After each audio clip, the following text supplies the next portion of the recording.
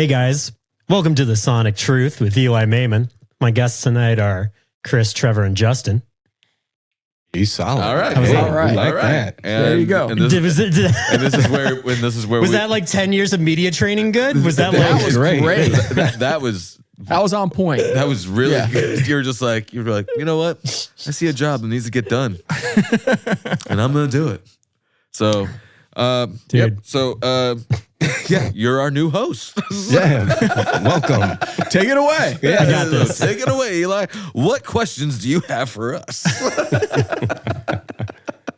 When did you when did you start? I assume you were born at a very young age, right? I was born very young. Yeah. I'm sure you were born very young too. Yeah. Right. Yeah. Yeah, I think so. Yeah, I think so. My memory Right. could be all the As years many of us were. abuse, but I don't think so. I just don't remember ever being like super, super young, like being born. You know, I'm going to go with the abuse. Do you remember the first sound you heard that you thought was fascinating? damn, I don't know. That's a crazy question. I would say the whistle of a train. the whistle of a train for you. Yeah. Whistle of a train. Yeah. Yeah. Whoa. Good one. My dad's drunken keys on the door, missing the So knob. the sound of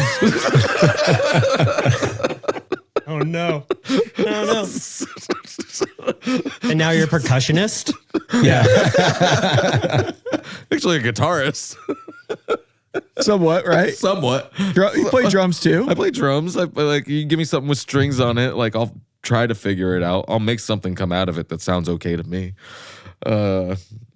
But if you're just like, hey, let's this is gonna be in the key of C minor, I'm gonna be like, don't know what that means. Give him a set of keys then. I'm just gonna play this. And you're like, you're wrong. But yeah, it's all been self-taught. But Chris is a guitarist too. I found all that stuff. But Chris, Sure. you didn't answer the question. What that Eli had over here? First sound that intrigued you? Oh, geez. I don't know. My brain doesn't think like that, I guess. It just sort of pushes all that information out so I can just focus on whatever I got to do during the day, to be honest with you.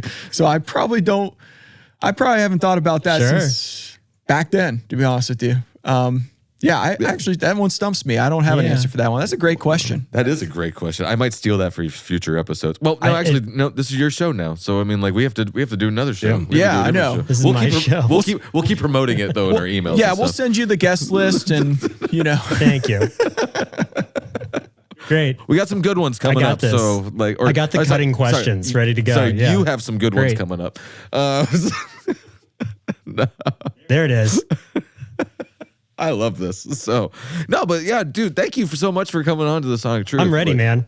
The what? he's ready. You're Thank ready. you for having You're me. ready. It's a Let's pleasure go. to be Let's here. go. You said 10 years of media training. So people might not know who you are unless they read the description of this episode and they're just like, oh, okay, I know who that is. But so Eli, take it away. Who are you? Might be a loaded Okay. question. My name is Eli Mayman. Who I am feels less loaded than when I said it felt more loaded. Who am I? Okay, who am I? I am Eli. I play guitar in the band Walk the Moon.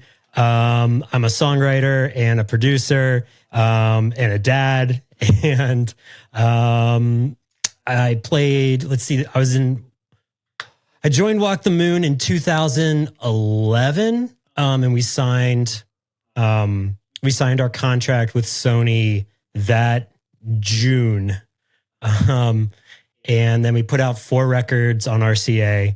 The song people probably know is "Shut Up and Dance," but we had other songs that did great at the radio, like "Anna Sun" and "One Foot" and "Tightrope" and "Can You Handle My Love," and we were really lucky to have this long career in alt music that kind of did this detour through pop music. Like most of the time we think of ourselves as like a rock band that played that has hooks, like a rock band that plays pop hooks. But then like at one point in 2015, we found ourselves like battling for radio plays, trying to beat Taylor Swift, you know? And so like there was a very unusual kind of detour through the pop world in the middle of our career. But like I think when I describe the band, I describe the band as being a rock band in kind of the tradition of the Talking Heads and bands that played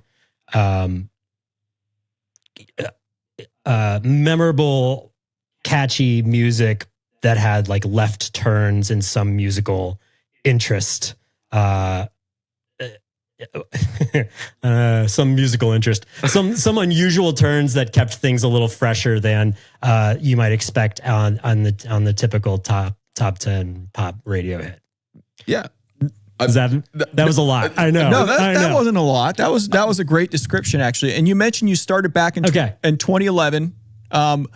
So you mentioned you guys got signed shortly thereafter. I know, signing a record deal is not always a done deal. When did it start to feel like, hey, this might actually work out? Like, was it? I don't think it was probably just the record deal. It was there was probably a moment where you realized, oh, yeah, this is for real. Like I can quit my non-music job. Sure. Right. So the thing about the record deal was that the live shows were happening already.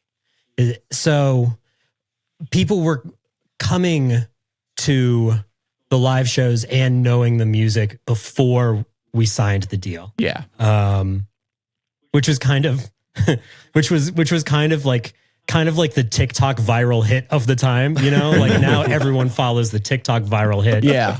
And that's the band that gets signed. But at the time it was like, who's got people coming out to shows? And so it definitely had this feeling of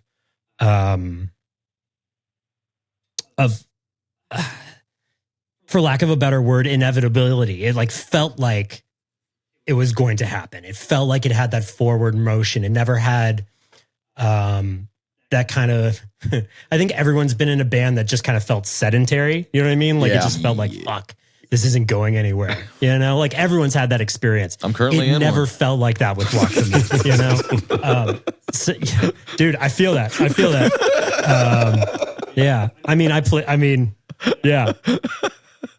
Nope. No, but yeah, it was always that forward motion. I played a lot of fifth of five bands on Tuesday nights at bars, and like, it's like you have that feeling like, fuck, what is happening? but Walk the Moon was unusual in that it just like everything kept unraveling in this almost like, in this almost story-like way, we put out the independent record, we put out a video, we signed the contract, we went on tour. More people came every time we went. It just like went the way you hope it is going to go. They just like went. It was kind of magical for a long time. And so it was just it was amazing. It was an amazing experience, honestly. So when did it feel like it was going to pop off? It continued to succeed or exceed expectations is what I think I'm trying to say, is like the first time we played a show and people came who we didn't know, who weren't related to us, like that exceeded our expectations. Yeah, that's a great feeling. And then you start hearing the song on the radio, and that's beyond anything you could dream of, And then, we're making a record we made the first record with Ben Allen, who is a brilliant producer in Atlanta. He did the things that we were thinking about when we connected with him were the first Gnarls Barkley record. Oh yeah. And then Merriweather Post Pavilion by Animal Collective. And these were records that were like seminal for us. And we're in this enormous studio in Atlanta with Ben Allen. They're recording Squidbillies down the hall. And we're like, yep, this is Oh, this yeah. is it. You know, this is What doesn't get better studio than out this. of it? You know, What studio out of Atlanta did you guys record out of? I've got this. I've got the name. It was Doppler. Doppler. Yes, been there many times. Yep. Great Yep. facility. Yeah, amazing. Now, Amazing facility, and we got to work with Brendan O'Brien on that record. Oh, wow. Was the engineer. Wow.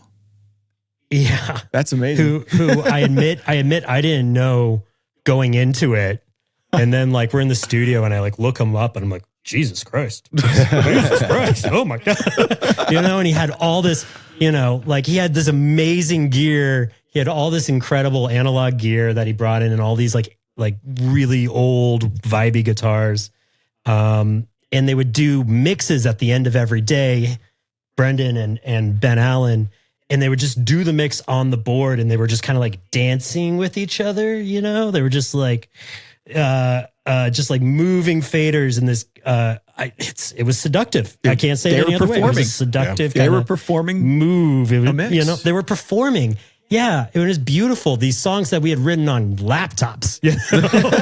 And so it was a really special. It was a really special experience. That first record. Yeah. now that's the self-titled record, right? Like the that has Anna Sun on it. Yes. Yeah. So yeah, all right, cool. Yeah. So Anna Yeah. Sun's the first song I ever heard from you guys, and felt instantly in love. And then like I've always been like a sucker for last tracks on albums for some reason. Like the last track always gets me. So like I Can Lift a Car was like, like so. And then I went back and then I found that there was, I don't know if it's considered a demo, but like there's like isn't there like an album before that one that's like not really talked about a little Yeah. bit? So that's the independent record. Yeah. That's I Want. Yeah. Yeah. Right. Yeah, that's the one. Like That was recorded in Cincinnati. Right. yeah. So yeah, I went back and listened to that, and like just hearing the growth between that, because some songs that were on that one made it to the debut, rather, right? What's considered the debut. Yeah. And dude, like I like just it's like night and day. Like it, like you like listen to it and you're like, is this the same band? Like what is it going? Like this is really awesome. And then everything that you guys have put out like since then, just obviously, like as you were saying, like you've taken like these pop detours and everything like that, trying to beat Taylor Swift. Good luck. And, so, Yeah. Right.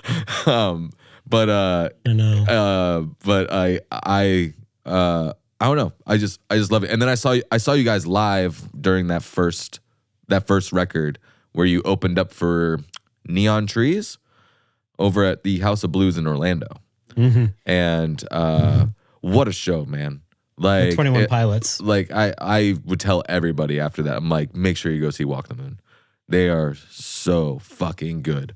Like, Yeah, thank you. That's all I would say all the time. Thank you. Honored. And I space on Thanks, man. I space on the singer's name, but forget his name. But His name is Nick. Nick. So apologize about that. Nick, if you're watching, sorry. But yeah, just the way that he would go over and like he had like that like floor tom next to him, and he would dance while playing and everything. It was just amazing. So I just wanted to let you know, great job and all that stuff. Not trying to be a star Thank fucker you. or anything Thank like you. that. So No, man. Yeah. No, man. but just No, man. wanted to let It's- you know, like it's you do great. have fans over here. Trevor's over at reliving his Artlist Game. concert experience. here. Yeah, because like it was probably around that time, like 20 like 2011, 2012, somewhere around there, probably 2012. Now that I think of it, and yeah, it just but seeing your growth from that time up until like, you know, Shut Up and Dance being such a huge song. I mean, like you go into anywhere now, that song's still playing, you know, like it's everywhere still. And that's like a testament to your songwriting abilities as a group, as like everything. Sorry, I'm Thanks. like talking's hard. Like Yeah, so, that one like- that one doesn't belong to us anymore. Oh, what? you know? Shut up and dance. Like that one is, yeah, shut up and dance. It's like it's the people's song. Now, Yeah. you know? Yep. It's just that we get the royalties for. That's all. I'm gonna tell you what. Like, but the like and don't Yeah. and don't come after me for like a royalties Tell check me. or anything like that. But like I think we ended up playing it like 3 times at my wedding because it was the number one song that Oh, popped yeah? off the most with everybody. So I was just like, damn. Like we were trying to have like an 80s that's goth thing amazing. going That's on. amazing. And then like everybody's like, no, play Shut Up and Dance again. So like, all right. You guys don't want Yeah. to listen to The Cure? No. But It was my one request at my wedding was that the band didn't play Shut Up and Dance. Really? It was the one request I had at my wedding. did they fulfill that? Oh, yeah, because they did. Actually, I mean, that's not quite right. We did our first dance to a Rex Orange County song.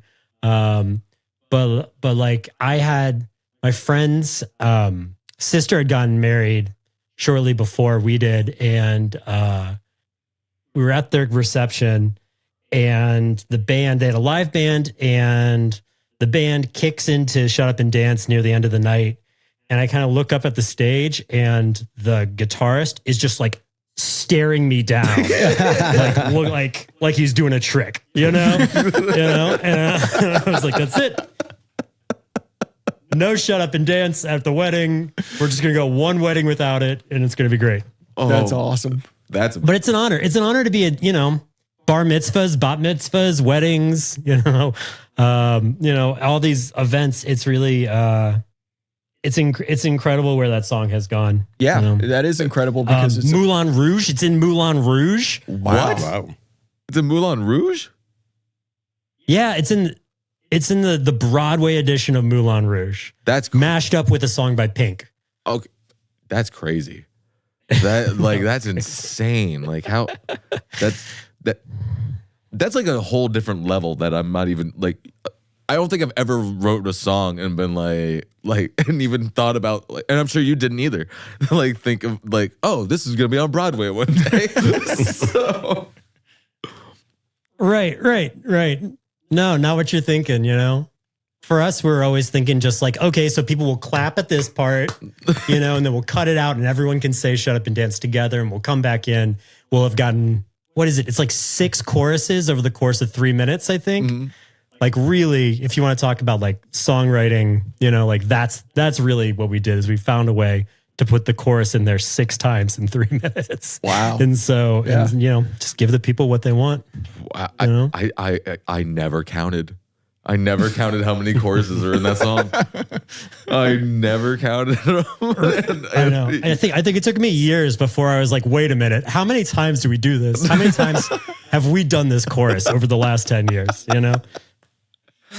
So, well, I mean, I'll get into songwriting and just like what has always been like your process for songwriting, like as a collective unit or even as just yourself. I mean, like, how do you approach songwriting and like, what do you do to go like, oh man, that's like a good idea, or like, and a lot of people write a lot of shit before they get to the gold. So I mean, like, but like, I don't know, but there's just something about like the pop sensibility that you guys had where it's literally, I don't know, you guys just had a ear for hook and melody.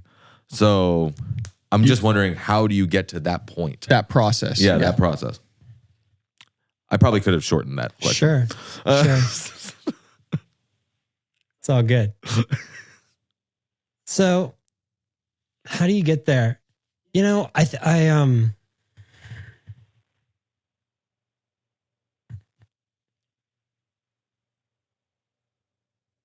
That was a way, I think so much of that is, it's certainly practice, but a lot of it's innate too. Mhm. You know what I mean? It's like, what have you listened to for the last 20 years, and how much can you tap into this subconscious musician in your heart brain space. And I know this is really abstract. I'm going to try to bring it down to earth, but you guys know the phrase talking about music is like dancing about architecture. Yeah. Yes. Yeah. That's okay. Cool. So we're on the same page. All right. Oh, yeah. Perfect. All right. So it's like so much of it is channeling this like instinctive thing that you've listened to. If you listen to 20 years of death metal, then like maybe melody is not going to be your instinct, and maybe rhythm is, know. So I feel so much gratitude that like Nick listened to the things that he did when he was growing up, and that his parents exposed him to a lot of really soulful melodic music because it gave him this great sense of melody. And then once you have that from there you apply a little bit of like the Max Martin math method. But you have to have both. If you're doing the math but you don't have the instincts, it doesn't turn out good, No. Or in my experience, I'm sure someone's done it well, but like in my experience, if you do songs with math without instinct, it doesn't work out. And often I find that the math helps refine the instinct. So yes, it's a lot of like trial and error and creative habit, which Jeff Tweedy talks about a lot in his book, and with which I really subscribe to. Is like you got to be at the plate to hit a run. Yep. That was good musician talks about sports talk right there. When you're at the plate and you hit the ball, or you. What was some of your inspirations? Yeah, you got to be up to bat to be able to hit it. Yeah, definitely. You got to put yourself there in it. You know? Position. Yeah. Yeah. What were some of your inspirations Right. musically when you were growing up? I think there's just enough delay to make some of this conversation weird, and I'm sorry about it. I'm not trying to talk over you. Oh, no, that's fine. You're I'm from good, Ohio, you're good. so I feel like I need to say it. I feel like I need to apologize from the delay. No, we'll do Because this the whole Midwestern entire. in me can't handle talking over people. No, we'll do this whole entire. We'll talk and then we'll pause. And then if it looks like we're frozen, you know when to talk. Perfect. Right. Okay. So I'm sorry. I was talking over a question while I was trying to apologize for talking over. Oh, question. Yeah, all good. Justin, take it away. Yeah, what were some of your musical inspirations growing up that led you to the moment of when you create music? It's really, just all about a feeling per se, right? And you're taking all these years of influences behind you Totally. that allow you to create your own sound. Was there any one or two bands or songwriters that stuck out for you that allowed you to create this sound that you currently are doing? Sure. Well, like a lot of people, I think my first conscious influences were the Beatles, which my parents had on all the time. We were a Beatles house, like absolutely not the Rolling Stones house. Like Stones had no place in our home, and the Beatles were everything. And we would listen to the records, and then on Sunday mornings, there was this great local radio show called Breakfast with the Beatles. And we would put it on in the house, and it would be so exciting to hear them on the radio. It was almost like I don't know what I thought as a child. I think maybe I thought the Beatles were happening now and you could hear them on the radio. But it was so exciting. So that's where I started. And then did like a long journey through learning Metallica's entire repertoire, and then learning the entire Dave Matthews Band repertoire, and then discovering a love for Pink Floyd around 18, and becoming obsessed with Dave Gilmour. And then I went to school for jazz for 4 years. And never loved it, like never connected with the music, but really appreciated how it taught me to practice. Like I was doing 6 or 8 hour days every day. And so I really appreciated kind of the work ethic that it taught me. And then I had just graduated and I was teaching guitar somewhere, but mostly like not doing much. And my friend introduced me to Stop Making Sense, the live Talking Heads record. And that kind of like, that started to crystallize what I was doing. And I was doing it in a different band, actually. It sounds silly, but what I realized is that what people really like is they like to dance. People like to dance when they go see music. And they like to sing along, you know? And like, that was when I started to, I think my relationship with the audience changed when I started thinking about Stop Making Sense. And when I started thinking about how does this is dance music, but it's also weird, you know, and it's fun. And the playing is really good. Like, how do I do that? And so I started working on that with this band of mine called No No Nuts, which I loved, which was a real passion project for me. And then when I started playing with Nick and joined Walk the Moon, the experiences kind of dovetailed together. So it's been like a long, weird trip from George Harrison to Kirk Hammett to Dave Matthews to, you know, Dave Gilmour and all that. But that's kind of where I found myself, is like the thing when I'm putting guitar on other people's stuff, what they really want me to do is they want like a rhythm instrument. They want something funky and they want something that makes them bob their head and like dance a little bit.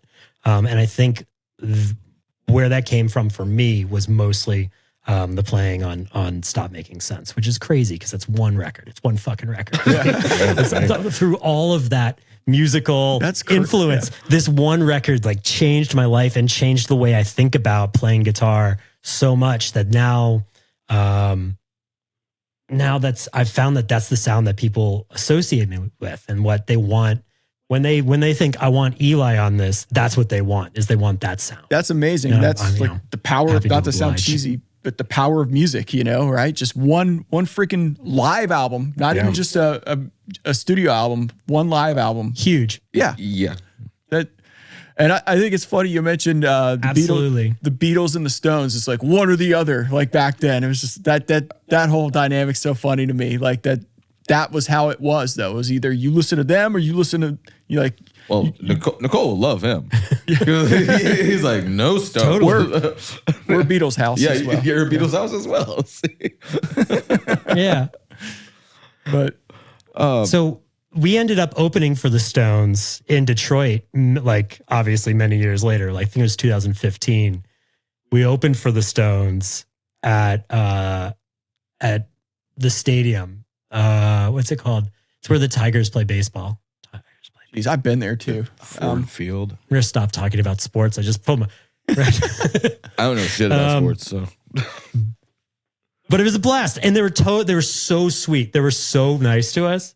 They like took time to like hang out and chat, and like Keith Richards described. Nick said thanks for having us, and Keith said we needed somebody to kick open the cage. And I was just like, yeah, best description of an opening band ever. We got to kick open the cage. Let's go. That's really cool. Because it was the best. It was the best. Oh man, I can imagine. Oh wow. Yeah, I couldn't even imagine. Like, I don't know. For some reason, like people like the Stones, like Mick Jagger and like Keith Richards, all of them, to me, they don't seem real. If that makes sense. Mm-hmm. Like they just don't make. Like they don't seem. No, it totally real makes in sense my head. They just like like I don't know, like because you hear the music, you see him on TV and everything like that, and you're just like, that's not those aren't real people. Like no, that's not true. Right. And then they come out of like a locker room that they're using as a dressing room at this, stadium. And they're just guys with clothes on, and they're asking each other if their clothes look right. They're just people. It's just like it's weird that they are just people. I totally agree. I totally feel that. That's a good point. They've been around for so many decades that it's like they've just been plastered on a screen for so many decades. It's hard to imagine them as just real people that put their pants on one leg at a time. Yeah, and that's what I mean. Like it's just been like, I mean, probably every memory that any of us collectively have, the Stones have been there. Like so been around, yeah. So it just like doesn't seem real. Like I don't know. It's just it's such a weird thing to think of that, but getting the chance to open for them and everything, or kick the cage open rather. Sorry, but getting the chance to kick the cage open for the show. Yeah. I mean, that has to be such like an honor to even do that. Like for, I mean, legends, in a sense. Yeah, I don't know. So it just doesn't. I don't know. It for me, if that happened to me, I would just be like, this isn't happening. This isn't real. I know. You, we keep talking about sports. Didn't you recently do something with the there in Cincinnati with the sports team? I think I saw something on your Instagram. You were doing something. Was it with the Bengals or? It was with the Bengals. Yeah. Yes. This I can talk about confidently. Yeah, I played. So the Bengals reached out to me and they asked me to do this inaugural moment during the game. Like they want to do it. I think they're doing it every game this season, but in the fourth quarter, they're having a guitar player just play like any classic rock song and then go straight into Welcome to the Jungle, which is for the Bengals, it's a very important song for the Bengals and for Bengal fandom. It's like you play Welcome to the Jungle and everyone loses their mind in the stadium. So I got to do that at the home opener this year, and it was incredible. It was so fun. My buddy Justin, who has a company called Bridge Builder Guitars here in Cincinnati, built me a Bengals guitar. Oh, sweet. So it's orange and it's got these Bengals stripes like from their helmet. And it played and sounded amazing. It was made with all Ohio woods. And so it made it for me just for this occasion. And it was really a highlight. It was really, really fun. They put us in a box. And I was able to bring my family. And so now my 4-year-old son just has a totally distorted idea of what going to a football game is like, because like we're in this box. There are like retired players in there with us. The lead singer from Rascal Flatts, Gary, is there. They're bringing us all the chicken tenders we want. And so Sam's just like eating chicken tendies and like flying his plane around this box and just like having a great time. Yeah. No. Yeah, I saw you posted about it. After I played, I said, Sam, what did you think? Sorry. Oh, you're good. After I played, I said, Sam's my 4-year-old. I said, Sam, what do you think? And he said, Daddy, there was fire up there. And I was like, I know. I was also there. Did you see me playing guitar as well? And he's like, yeah, but there was fire. It was like classic. Yep. Perfect. Just perfect, buddy. Just the best. 100% pure boy energy right there. Yeah. Yeah, exactly. Yeah. Had a terrifying moment. So the game's on Sunday, like most football games are. So the game's on Sunday, and I've been practicing for like a month and a half, 2 months. And I realize that I've been playing Welcome to the Jungle wrong the entire time. Oh, And that. So, okay. All right. So they do like a half step down, and then it's like kind of like an open riff where they go like.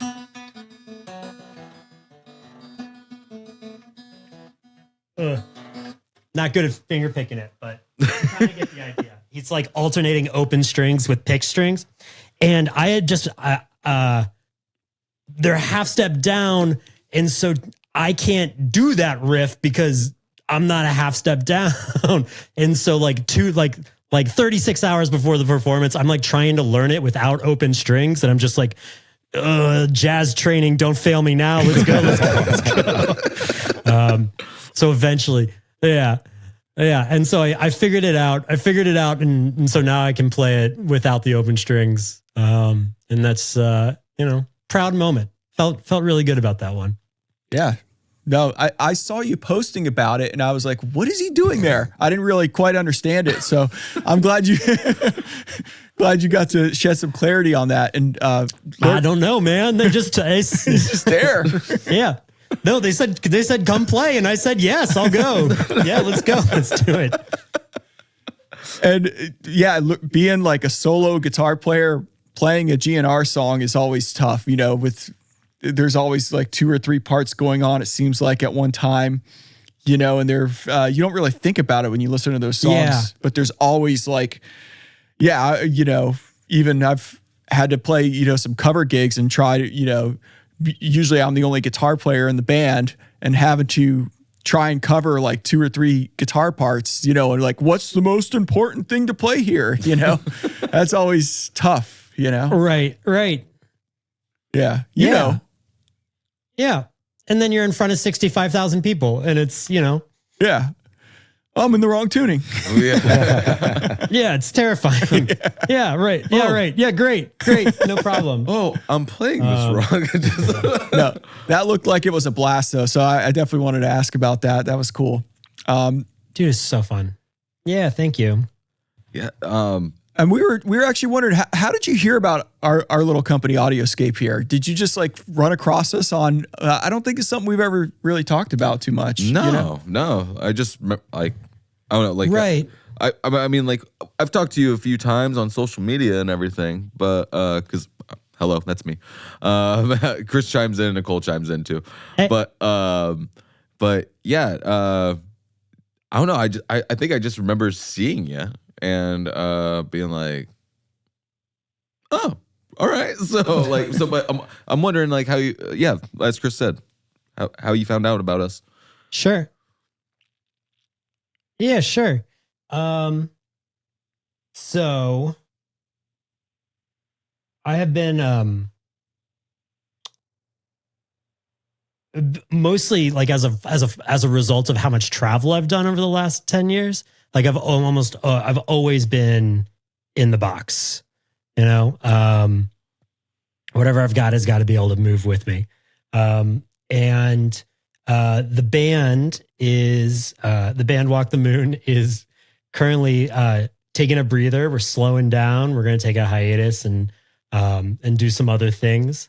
And so I was kind of like settling into my home space and just like wanting more, wanting more to play with. And I started playing guitar when I was 10. And I promise this loops around. I started playing guitar when I was 10 and I got into pedals super early. And so like my instinct with stuff is not menus. My instinct is physical knobs and like getting my hands on stuff and like, that experience, that kind of tactile experience. And so I was finding myself not connecting with plugins. I had so fucking many. I had all these plugins. I had all these choices, and like I was overwhelmed with choice and I didn't really know what they did. And there's kind of this like, there's this screen between me and what was in my pedal, the way I'm thinking of it. It's my pedal. And so I started like thinking like outboard, let's get some stuff, even if it's the same thing as the plugin, let's get something that I can touch and see how it reacts. And like, you know, I'm a guitar player. I like tubes. So, so I wanted to get that involved, you know, and, man, I'm not sure. I'm not sure because Instagram. I think Instagram is the short answer, because Instagram. Oh, there you go. No, that's great. Yeah, a lot of people found us on there as well. You know, like, and yeah, Instagram has, if you're not careful, it's got a way of keeping you shopping all the time. That's what I've noticed. You know, it keeps me thinking like, oh man, do I need that too? You know? So I was primed for it. I wanted the experience. I wanted something physical, and got excited and bought some stuff. I've been really stoked. Yeah, we saw right after you got, I think you got our Opto, and right after you got that, you posted it in your guitar rig. I did. And that was so cool. Yeah, like, yeah. Someone was like, did he put that in with his guitar rig? I'm like, dude, you can't go wrong. Yeah. There's no wrong way to use something like a 2A compressor. Like it's gonna rule on anything. Right. You know? Yeah, we literally had somebody like reach out and ask. I think, and I was like, I don't know, message Eli. Yeah. No, I think I'm trying to remember how that went. I think I just ran it through a DI into the Opto, and then into had like a little bit of a tape delay in the box, and just like sat with my speakers and just like sat here for like an hour and just like enjoyed playing, you know, just enjoyed playing so much. I think I sent you guys, I think the way I described it was satisfying. It was just like a really satisfying, like playing experience, and playing in the truest meaning of that word. I was playing, I wasn't practicing, I wasn't working on some shit. I was just enjoying playing music. And like, for me right now, like that's just like the greatest gift is being able to just like connect with what brought me here and just the joy of music. And that's what we sort of feel whenever we create something new as well. Like the tools, like if you put something like that, and you know, it gives you something to look forward to play music. Sometimes, you know, when you get older, you know, you don't have the same vibrance you had in your younger years of just like, oh, this is a guitar. I don't care, you know, like having like a new tool and something that's got knobs like you're talking about. Cause I'm the same way. Like in the box, like I didn't like really understand years ago, you know, how a compressor works so much, you know, until I started building them and started seeing, oh, this is what this control really does. And this is, you know, oh, that's what that limit sensitivity control does, you know, like on the back of an LA2A. So I couldn't like comprehend that till I actually started using it in the flesh.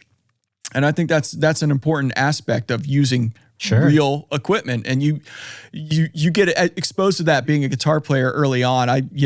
I used to buy all those old DOD pedals back in the day, like in the 90s when they were coming out, and that when I was learning, you know, how to play guitar, and I was exposed to it at an early age too.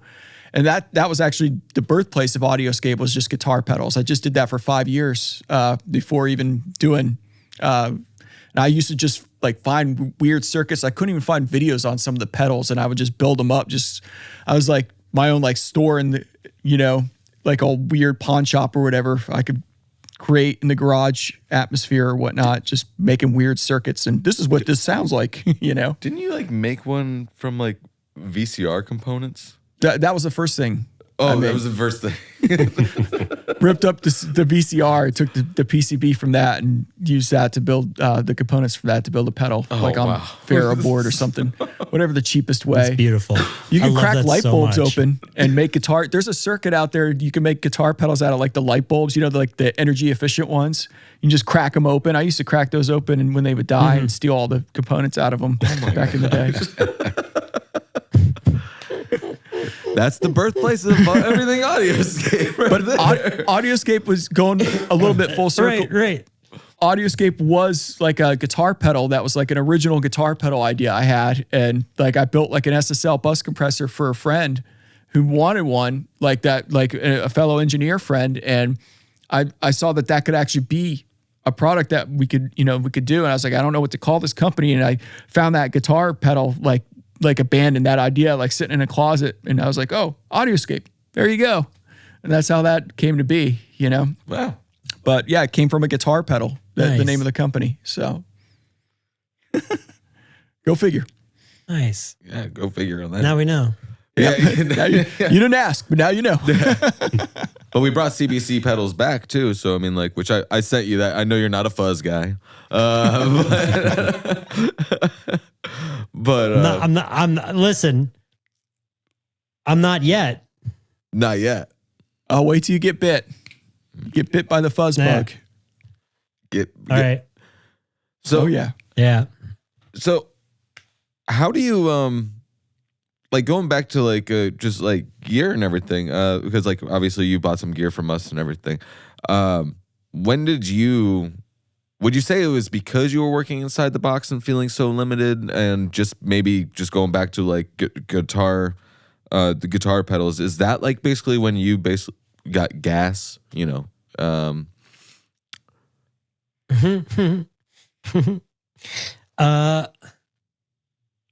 don't know. I feel like I've had it, like I feel like it's been a situation. It's just a new outlet for the sickness, for the drive. But you said limited. You said limited by being in the box, and I just I want to clarify on that like the box was almost too unlimited for me. Oh, Do you know what I mean? Like it's my feeling. It's my feeling that my art or my creation experience benefits from having at least a few like parameters. Do you know what I mean? Mhm. Like having if it's because music can be anything. That's overwhelming if you think of it like that. Like if you really think that this next verse could be anything, I get paralyzed by choosing, by choice. And so kind of what I like out of the box is like, that's the fucking compressor. You know what I mean? Like, like when you're working, that's the compressor. You don't have to choose between a 2A, a 3A, a 4B, a 6/8, a 9/10. You know what I mean? Like that is the thing that I have. I am going to plug into it. I'm going to use it, and I'm going to make it sound good. You know what I mean? And I'm not going to wonder if the distressor would sound better, or if there's a difference between the Waves. The Waves LA2A and the Universal Audio LA2A, like I'm just going to like use the thing I have, and that was, I think that was freeing when I was younger. You had the one delay pedal that you bought. You had the one, or if you're Chris, that you made out of light bulbs. And you have your one distortion pedal, and you used them, and you found the ways to make the sounds that you wanted. And so like similarly, that's what I like. I like also commit to it. I'm running the signal through this. That is the sound that I will have on the track. I'm not gonna question later if it could be a little more compressed, could it be a little less compressed, could it be less, could the side chain be different? Like that's just the sound. And now that's like something to stand on. That's terra firma. And you can build from there rather than wondering if the ground you're standing on is ground.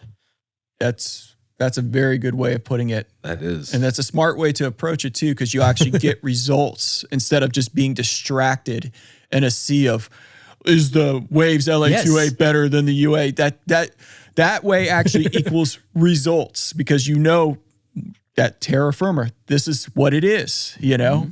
That's a great way to put it. And I think a lot of people can benefit from that advice actually, in that method of doing things, because sometimes I used to, you know, we as a manufacturer, we face a lot of people that want more options all the time. They go option crazy. And I always came from the school of like, if the thing's got one knob, the engineer did a good job, right? Like it's like everything's sort of decided for you, and they've thought long and hard about all these parameters inside that maybe are trim pots that are set to the right setting or whatever. And I think that there's something beautiful to be said about a nice simple device and you can get in and you can just do your job and get it done, you know? Yeah. Yeah. And we actually have like a lot of people reach out like asking about 76s are going to be the biggest one, where they ask us like, hey, have you ever thought about doing a hardware version where you have all of them in one and you just have a switch? And it's just like, no, just commit, man.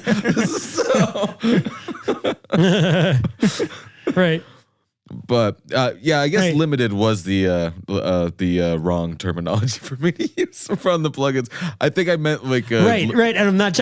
Oh no. Oh, I know. But I meant like Okay. like actual physical touch, like with knobs and everything, because like you come from like you said, guitar pedal land. So I mean, like, you know, you want to be able to sit there and like touch the buttons and twist the knobs and get to the like dial it in that way, like instead of like you said, being distracted. Yeah. And by going from one thing to another, like yeah. But Yeah. so, but like for like Totally. outboard gear and like production wise and everything, like when did you like figure out like oh hey, I want to start focusing like on this? It was is during this time, probably at the beginning of this year. So we I knew that this hiatus with the band was coming up, and that of course I knew this, that we were having a baby this year. We had a baby at the end of June, and Congratulations. Yeah, congratulations. and so I want to use. Thanks, thank you. It felt like the future. What I want to do is I want to transition to being able to work from here more. And so that was kind of what prompted wanting to get into it. Along with just like curiosity about these like big boxes with like big knobs and buttons and tubes, and just like wanting to like be involved in it, you know?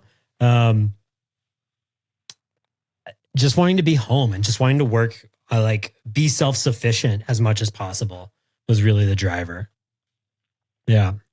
Yeah, I could only imagine. Like you guys were on the road for like 10 plus years straight, right? Like you guys have been on the road probably for like 12 years straight, almost. A long time. So I mean, like, So there was this time in 2015, maybe it was 2016. The beginning of 2016, we did 22 countries in a month and a half. Jesus. And we did, yeah. It was a lot. It was like awesome and a total dream. And it was so fun, but also it was like a lot. It was I'm glad that I was like 29 when that was happening and not 37. So, yeah, I mean, we were on tour for a long time. And so just like putting down roots and, you know what I did? It was my approach for a long time that when we were in the studio, the fastest road to joy was to let everybody do their job. Like, so like the engineer is doing his job, the producer is doing his job. I am here to play guitar, and we're going to let everybody do what they're best at, you know? And so come this year, I'm like, oh, I would love to get into outboard gear and like get some more things happening in the studio. What was I using on that last record we worked on? And I realized that like I'd gone like 4 records and never looked at any of the incredible gear that I was hanging out with. Or like the only things I would see were the guitars. Do you know what I mean? Like I had clocked the guitars. I knew exactly which ones I used on what songs. So I'm like on my phone going back through pictures, and I'm like, okay. So my Crossies were in the Culture Vulture, and okay, can I get that? You know, I was like going back through old pictures, and it was like, it bummed me out that I had not taken advantage of it at the time to like really absorb more. But like, I also feel like if I start asking questions, the records never would have gotten made, because we would have been like, you know, like sinking the project by just like talking about gear, because I can definitely, I feel like I have the power to do that. So the end of the story is just that like, this is all new to me. And like, I'm discovering, it's kind of like I'm discovering retroactively what I've been doing over the past 10 years and just kind of incorporating it into my workflow now that I want to be home more. And you guys, Trevor has mentioned you guys were on the road for a long time. Did you guys take a break at all during COVID? Like, did you have like time off at all? Did that kind of kickstart that at all for you with the maybe recording at home a little bit more too? Yeah. COVID. Yeah. So there was, for me, my experience with that was, my son was born in October 2019. I broke my arm the night before our last gig of that year. I like slipped on ice and broke my wrist. I don't know if you can see that, but right there. Oh wow. Got some hardware in there now. So I broke my arm, which makes you you're really a great partner and a great parent when you have a broken arm for an infant, you know? So I'm like finding ways to club the infant into my arms, you know, like that, you know? And then just as the therapy, like I'm just getting out of physical therapy. We're just starting to make a new record, and COVID hits and COVID hits. So it was a really overwhelming time. I know it was an overwhelming time for everybody. I'm just talking about all the factors for me. So we did bulk up our home studios at that point. But the way we did it, we made like 3/4 of a record from home. But we didn't use any outboard gear at the time. What I did was I bought the Apollo. I bought a 121 and a 57 for my amp. And then I would record direct and amplified. And then what I would do is I would send it to Mike Crossy, who was our producer. If you don't know Mike did 1975, 21 Pilots, Nothing But Thieves. He's got an incredible repertoire and has done a lot of really amazing stuff. But I would send it to Mike, and Mike's studio was up and running. So he would actually reamp the direct signal in his studio and get like huge guitar sounds out there of me playing. And so that's how we ended up making that record over Zoom and Audio Movers. You guys know Audio Movers? Yep. Yeah. Yeah. Familiar with that. Yeah. Yeah. So that's how we made the COVID record. Was a lot of reamping and Apollos. Which record? But that was definitely the beginning of like my downward trajectory, my upward trajectory into like bulking out the studio and like getting serious about the home situation. Wow. Thank you, COVID. Never thought. Thank you, COVID. Yeah. As many people have said, thank you, COVID. By the way, that's probably going to be your thumbnail. It's just going to be you looking at the camera with the thumbs up. Just like, Great. Hopefully not the title of the right there. of the podcast episode. No, will not be the. Yeah. No, That was it. No. Yeah. No, it will not be that at all. So being in a band so long Yeah. and writing so much and everything, how do you avoid creative burnout?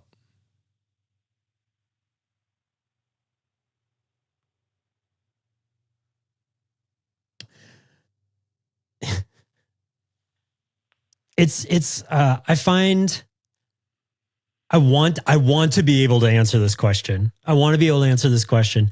I feel like I was lucky to be in a band that found each other. We found each other really interesting.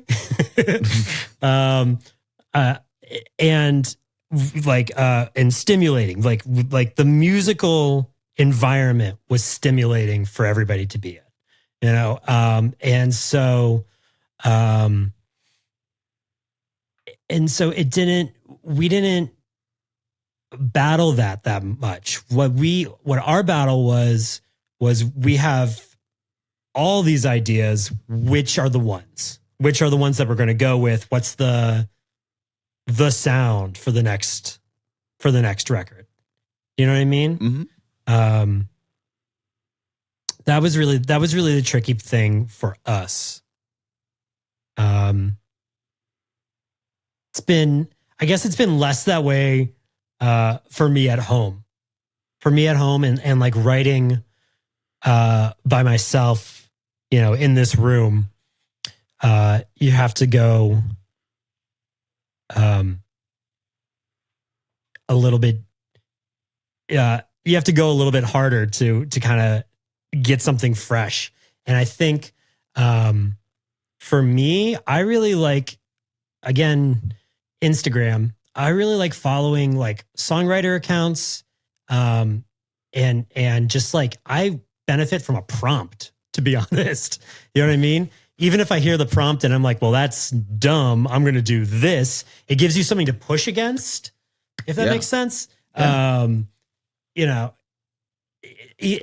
Hating something is energy. There is energy in totally despising an idea.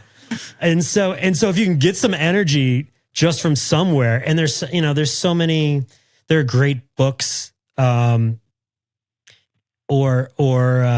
grab a book, find a phrase on a page, and just start writing that song. It's just like, I think the hardest part is jumping off somewhere, is finding somewhere to start. And so having some like tools or some tricks or some crutches for that, I find really helpful.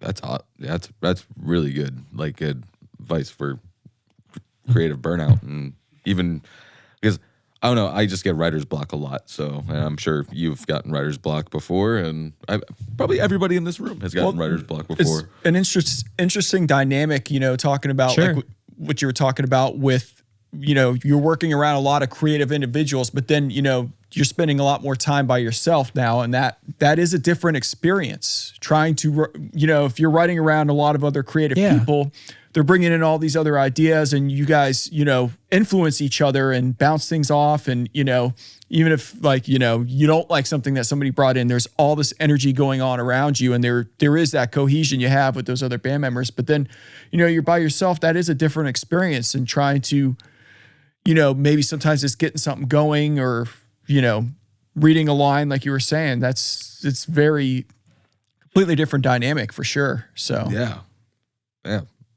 That's for sure. Right. It's more it's almost like you're a musical monk or something. Do you know what I mean?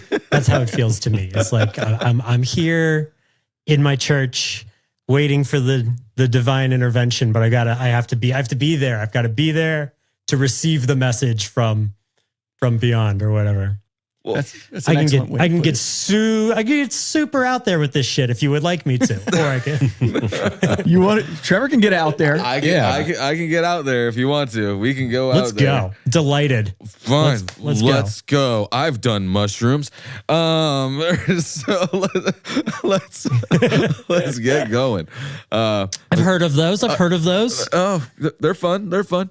I would consider, like, it's funny because every time I listen to God, I feel like I'm going to give myself away on this one, but like I have listened to your music while on mushrooms and it does match. So that kind of energy, it's really Nice. good. But I would consider what you were doing as musically spiritual. So if that makes at all sense to you, but that's the vibe I've always gotten from it. So Yeah. it's like, I don't know, very self-aware That's great. of what it is, and and makes you feel something. So it makes you want to dance, like you said. But let's get out there. We're gonna go. Love that. Speaking of just music and like how it makes you feel and everything, if you had to pick a theme song for yourself, and every time you walked into a room, everybody heard it. Everybody heard the song. What song would that be? And like, you can't change it ever. Like it's gonna stick for the rest of your life. Right. Oh man. This is hilarious. I know what it sounds like, but I don't know what it's called. Hold on. Oh, really? Okay. Okay. There's a yeah. All right. There's this band called Cymande. Do you guys know Cymande? Cymande. Oh, it's is that lame? Is it shitty to like be like, oh, it would be this one that you guys probably wouldn't know? No, it's not lame at all. No. Here, let's see if I can. I think I can't.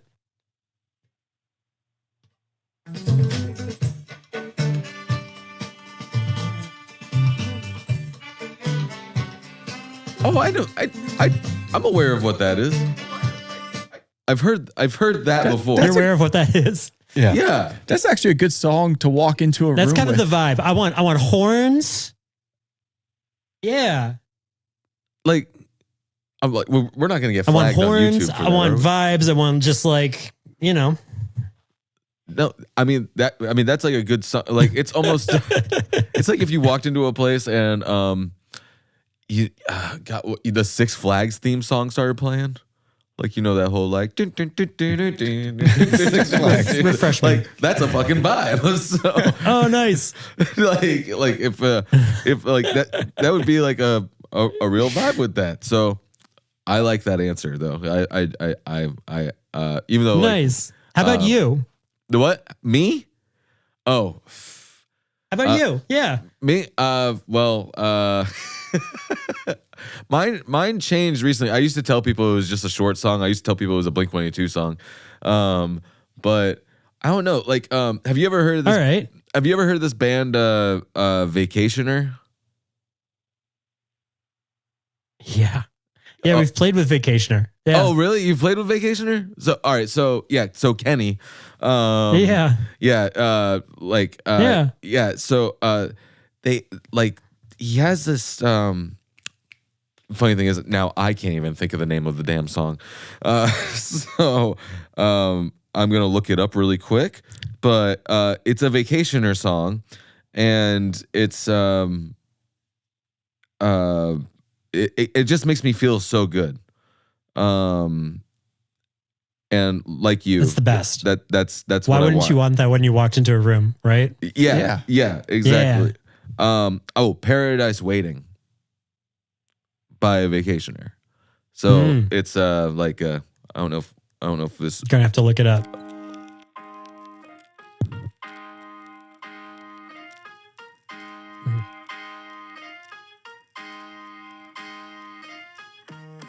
Get in mind, and often you won't let it. So all right, I don't want to get flagged. I love that. I love that. That's a great answer. It's a great vibe. No, that's kind of vibe. Do you have one? No. Sound of Silence. Sound of Silence. Yeah, that's a good one. The Disturbed version. No. No, not the song. Oh, well, Silence. silence for you as well. Yeah. Oh man. Keep it quiet. Dude. Well, you and I are vibing. No, but- I'm sure there's one if I thought about it. Oh, but yeah. Right, I've never right. thought about that kind of thing. Yeah, but originally I used to joke around and just be like, "Oh, Blink-182's built this pool," because it was like friggin' like 2 lines and like lasted like 15 seconds, and yeah, but like then I like started like really thinking about it like one day, and I was just like, I think this is the song that I would always want to play, and yeah, Vacationer, Paradise Waiting, like Nice. off of I think their album Be Gone. I don't know. They just put out a new album last week.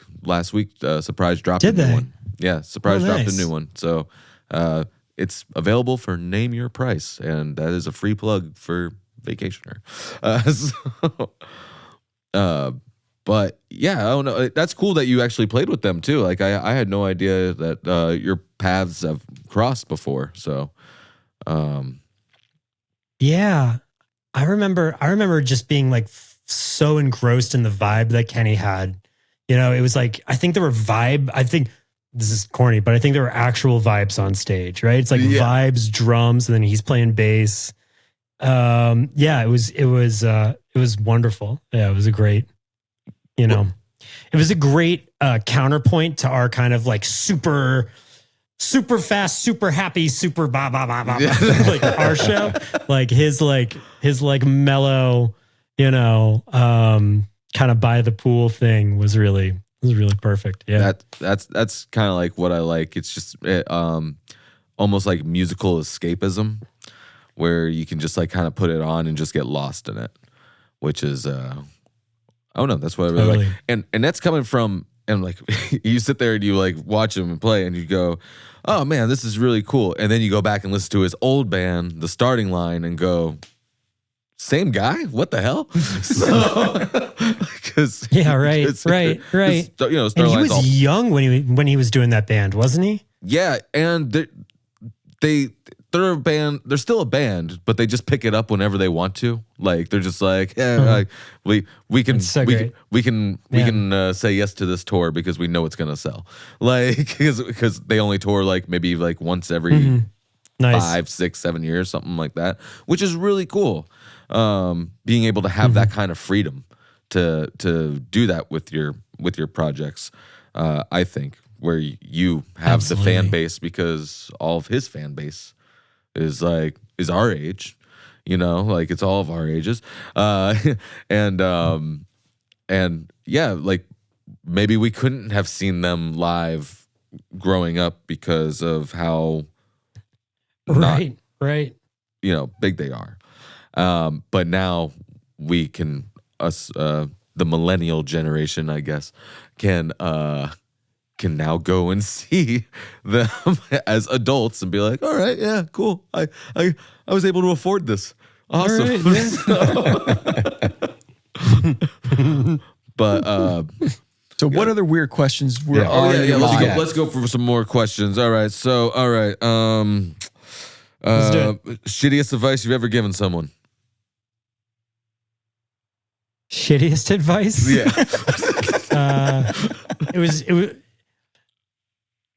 It was either do it or don't do it. I'm not sure which one it was, but I'm confident that was the shittiest advice I've ever. Some It was guys either like, yeah, bro, you should do that. Or, I'm gonna try Yeah. I'm gonna try to do an ollie down this staircase. Yeah, you should do that. Go for it. yeah, bro, yeah. Yeah, that. do it. All right. What is the best? What conspiracy theory wise? What is one of the most insane conspiracy theories that you have heard, but you're just like, I get it.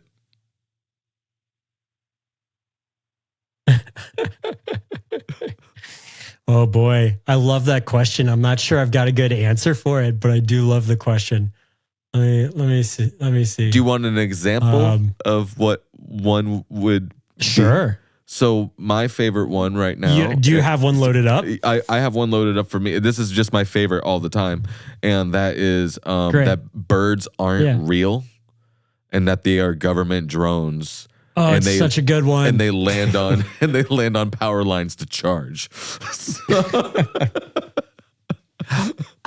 Okay, so I can piggyback on that. Which is that I heard once that COVID was to keep everyone inside while they put new batteries in the birds.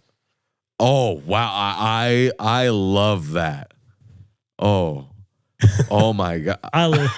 This so they can put new batteries in the birds. Thanks for the birds, COVID. Thanks for the birds. I wonder if it's tied. I wonder if it's tied to the 5G towers too. Oh, maybe. Didn't even think of that. That came around. So, The age of Oh COVID. man. Well, speaking Yeah. speaking of pandemics, do you believe in aliens? Oh, jeez.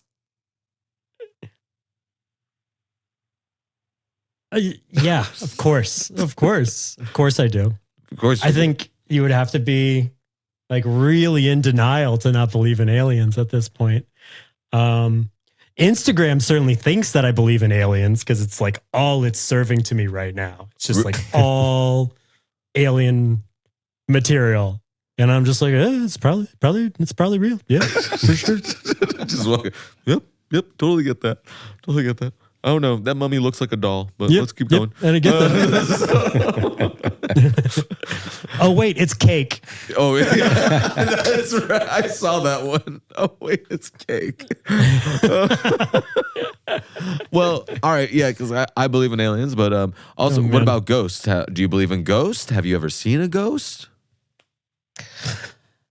I have like kind of a humiliating belief in ghosts. Like I've got like a like if we're at if we're at an old hotel, I won't sleep for 2 or 3 nights because I believe in the ghosts so thoroughly. And I don't know. I'm like narcissistic enough to believe that like clearly what they're here for is to bother me or something. I don't know. So like I remember we did this New Year's Eve show with Imagine Dragons in New Orleans, and we stayed at the Monteleone, and this shit was just like clearly just overrun with spirits and ghosts and just like cold spots and things moving on their own. And I just didn't sleep. I just like watched infomercials for like 2 days, 2 or 3 nights straight, which bummed my wife the fuck out. Just like made her so sad to have this like insomniac husband with the TV on all night. Just like made her just bummed her out so bad. So yes, I totally believe in ghosts to a deeply, and it's not just belief. I believe in ghosts and I'm afraid of them. Are there people who believe in ghosts but aren't afraid of them? I believe, and Do you know what I mean? Yeah, I believe, and I'm not afraid of them. I'm more like, so Okay. like when I was in a touring band and everything, my wife, now my wife, but she was my girlfriend at the time. When we went on tour, and we kind of do this thing now too, like when we travel, if we have to stay somewhere where if it's like a hotel or whatever, we scope out like what is like the most haunted hotel or whatever, wherever we're going, and we will go stay there. And you stay there? Yeah, we'll go stay You're there. insane. No. That's crazy. No. Well, Absolutely not. No way. like I've literally have gone to a cheap hotel and said, has anybody ever been murdered in one of these rooms? And if so, can we have that room? Oh my God. It makes me sick thinking about it. It makes my stomach. It makes me so uncomfortable. I'm a little Yeah. fucked up. So, I do it for my wife though, because my wife's like a goth girl and she loves dead things and like like her favorite things like Halloween, and she bought me this shirt because like it's her Yeah. favorite stuff, and so I do it for love, really. So That's I the best reason. am I It's the actually best reason, fucked truly. up, or am I just a romantic? So Right. oh, gotcha. You're fucked up in love, man. Oh yeah. It's uh, it's probably a song, honestly. It's probably a lyric. Like probably I should just work on that tomorrow morning. I'll You get up should. and be like, okay, fucked up in love. Here we go. How's it go? Yeah. I'm fucked up in love. I think that's the right idea. I think that's I could hear like there's like a drum thing. There's like a boom boom. I'm fucked up in love. Right? Just a little space for that vocal, and then the band comes back in. It'd be excellent. Yeah. Great. I think we've really done something here today, guys. I think we did Just wrote too. the next And tip. I think that's actually probably a good area to end this on. Actually, just fucked up in love. Yeah. You know. Beautiful. So Let's put it Fucked all up in love, together man. and like close out the episode with that song. oh yeah, Yeah. just like boom boom.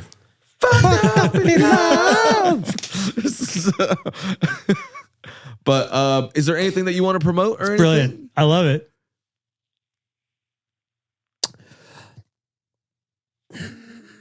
I don't think so. You know, the band Walk the Moon is playing in Vegas in early November. I'm not sure when this is going to hit the internet. Either this But, weekend or next weekend. Walk the Moon is in. Oh, nice. Great. So we're in Vegas in early November. We have a new EP coming out. We got a new EP coming out and a new video. We're dropping a bunch of stuff right before we go on hiatus because we've had a bunch of stuff in the chamber and we're just really excited to share it. So that'll be coming out over the next couple months. And then I've got a new collaboration that I'm working on here in Cincinnati, and I'm excited to share that when the right time comes. That's awesome. Well, Eli, thank you so much Yes, thank you. for joining us on the Sonic Truth. I know we're just a little Dudes. podcast, but dude, thank you so much. Such a pleasure. Yeah, thank Yes. you, And, Eli. and I hope to have you on again. Yeah, some it was point great. in the future. Really and nice conversation. Thank you. Yeah, please. yeah, we're easy. We're laid back, so you know. But yeah, no. But yeah, we'll share this, and I'll get I'll have all you back this- on my show. I don't know if you remember. Oh yeah. Shit, fuck. Ah, Yes. man. All right. We'll Maybe email you over all the forgot. credentials for the logins. All right, yeah, cool. Yeah, Justin, get on that. I got that. That would be great. If you could send me the sign, that would be great. I'll take the sign. yeah. Perfect. We'll fire over that logo. Oh, not that side. Okay, sweet. But do our famous All right, sign sweet off. guys. Do our famous sign off. We're fucked up in love. Yes.